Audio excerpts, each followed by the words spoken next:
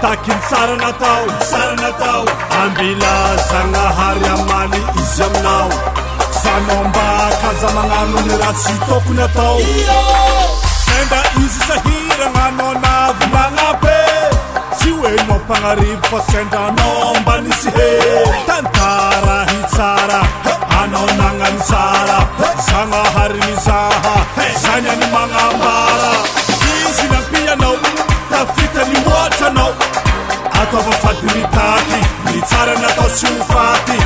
aza iantsiansaigna amin'olo aza hotontony sy azahoagna ny tsara ny jako isaka lera hinzony ny tsara nataonao ny soa nataonao ny meva nataonao ny mety nataonao mambilafo Zagnahary amaly izy fa tsy tokony anao ekitaky izamane ny tsara nataonao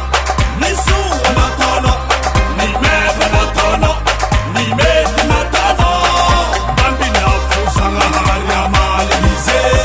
fa tsy tokony anao ekitaky izamane diko raha navelogna azavady kanignasa tsara fa mety mahatonga saigny zalahy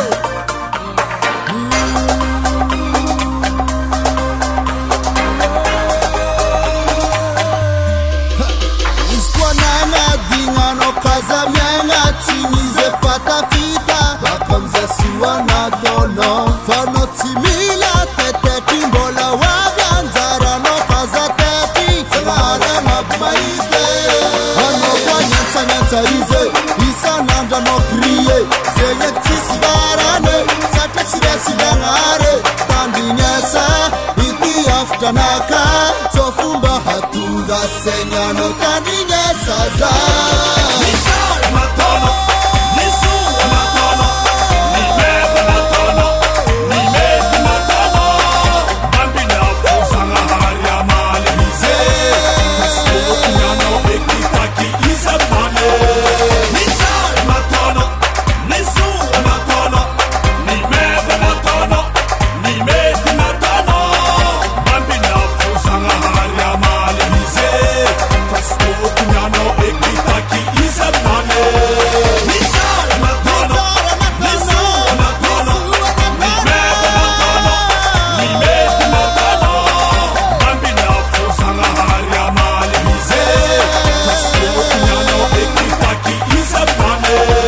ny tsara nataonao ny soa nataonao ny meva nataonao ny mety nataonao mambilafo Zagnahary amaly izy fa tsy tokony anao ekitaky izamane